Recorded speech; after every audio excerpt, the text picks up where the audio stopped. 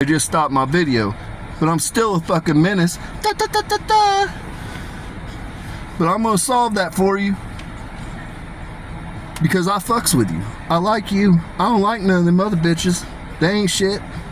Bunch of fucking freaks. Bunch of fucking freaky deaky motherfuckers into swinging. Bunch of fucking Fruit Loops, fruit cakes, and fucking weirdos, man. So I'm gonna fix that problem for you, I promise. You just gotta give me some time, because I can't touch them yet, because they gotta go through their humiliation ritual, then they gotta pay back their karmic debt. So I can't touch them until all of this shit's transpired, and there's a whole fucking host of these motherfuckers. So, you know what I'm saying? Play your position for a little bit, boo. I'm gonna save you, because I fucks with you. The rest of you wretched ass motherfuckers, I don't fuck with you. I'm gonna watch your fucking hearts pop, and when your soul comes through, you know what you bitches are gonna do? You're gonna be holding onto my leg and you're gonna be trembling. That's what tends to happen. That's what happens when people meet me when they pass on. They come and they gravel at my pant legs and they fucking shake and tremble, and then I fucking hold my hand out and I say, give me their heart. And I get a little fucking wretched, pruny fucking heart. And so you know what I do? I close my eyes, open my third eye, scorch you bitches from the ether, and then I call upon my brother Raheel to come escort you across the great chasm and take your asses right the fuck down to hell, to where you'll be met by Satan or the devil. Good times, good times. You see me smiling. You know why I'm smiling? Because my ass isn't going to hell. My ass, my fucking heart. You know what? Give me my heart. Oh yeah, that's a fucking heart full of abundance. You bitches got pruny fucking hearts. You don't have no fucking abundance. You're living lives of poverty. But I'm smiling because I live a life of abundance. I am free from fuckery. That's why I just sit here and smile. I just play my fucking position.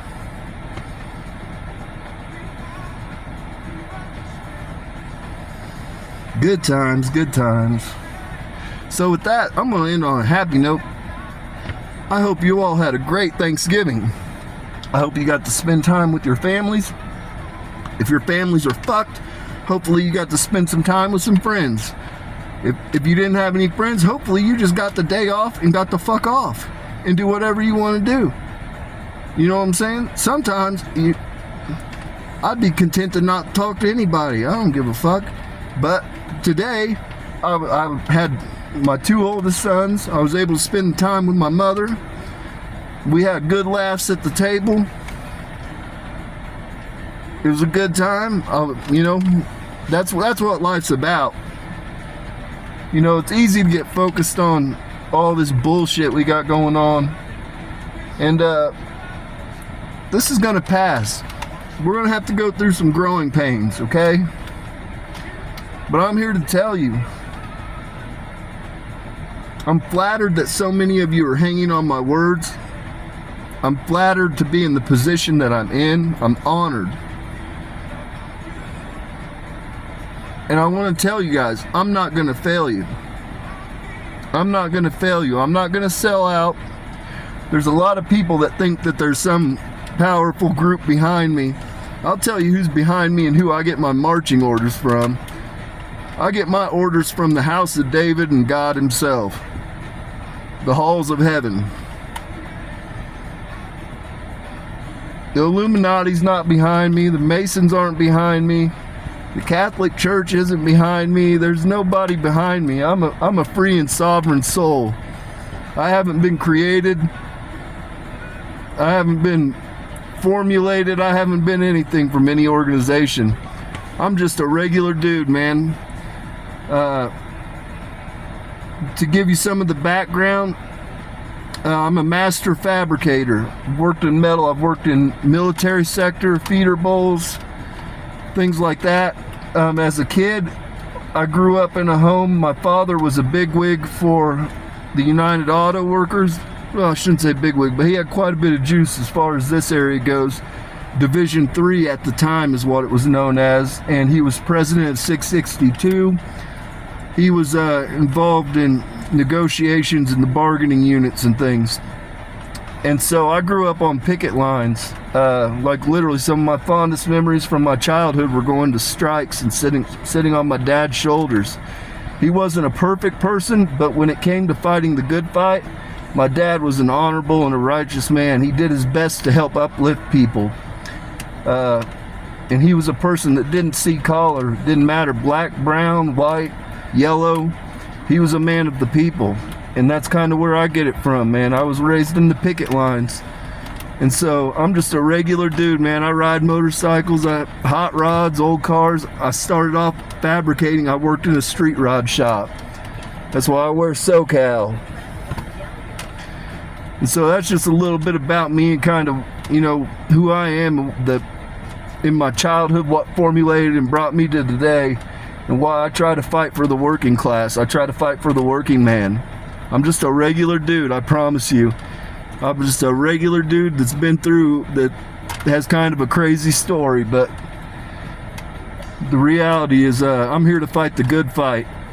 And the reality is I'm in a unique situation to where I'm positioned in a situation where I can do that. I can uplift people, and I can walk in a way that I don't have to walk in fear, because I know my life was made at the crucifixion. At the crucifixion, when I stood in the blood of Christ, that's when that was the seal in the covenant, and that commanded me to not know death. And so the reality is, like I've told you before, God can't even take me because it's seal and covenant. It's like a fail-safe. There's certain things that all come into play. There's redundancies involved in it. And so I don't belong to this place. My home is a place called Lyra. And anybody that knows about it, it's where the cats come from, the alien cats come from.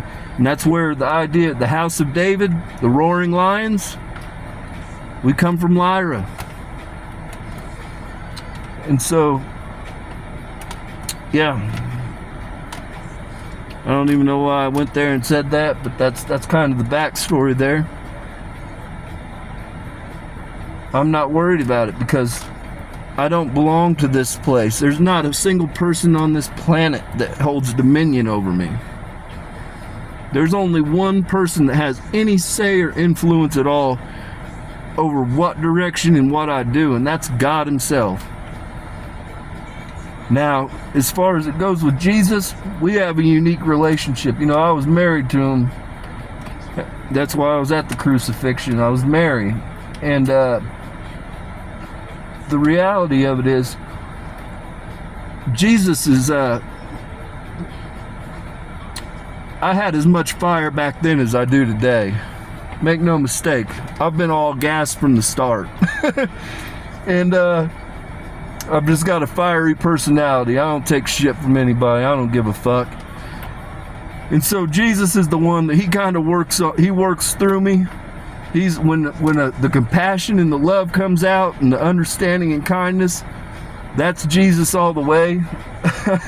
And by all means, you know, you might think, oh man, that's the Trinity, that's the Alpha and Omega, that's a perfect person. I am here to tell you, I am not a perfect person.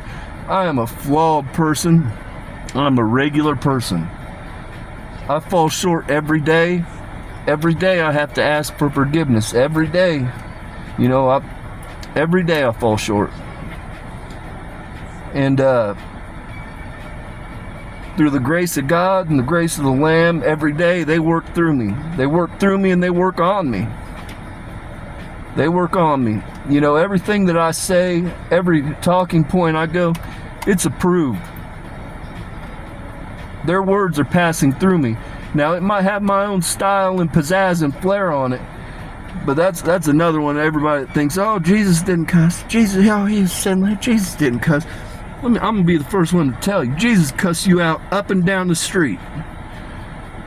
God will cuss you out up and down the street. Make no mistake about it. Both of them have crazy senses of humor. Jesus could have been a comedian. Like, he's way more funny than me. He has impeccable timing. Impeccable timing. Hopefully once this gets rolling and there's some more cameras and footage on me, hopefully some of it will get captured, because it comes through sometimes. And when he does it, I can always appreciate it, because it's just a way, and it tends to be when I do something that's really crazy and really outlandish, like he'll come through and just nail it with some. He loves to do this is the symbol, which is by my blood. So when I fucking nearly blow myself up with some explosives and I got my whole house filled up with smoke, he's doing this one, by my blood, by my blood. So that's the type of shit he does. And so, like the first day when they came back down, once I had awakened and they returned, because it was all in agreement, there were certain times that things had to happen. And when they first came down, it was the first time that I had sat with both of them since we were in the garden. That's 2,200 years ago. Now, I've always been able to talk to them, but they weren't in my presence walking with me. They weren't talking with me, per se. And when they first came down, they told me to open the scrolls up, because we're going to raise some hell with some people. And it then became a conversation of about 2 hours about the proper way to go about dick kicks, and who was going to get dick kicked in the scrolls. And so that's literally the kind of humor they have. And so a lot of that was lost, in the writing of the Bible, and people think that these people were, flawless deities and they're perfect. They're not. They're just as fucked up as everybody else. They might walk and hold themselves to a little higher standard, but understand that they're not perfect either.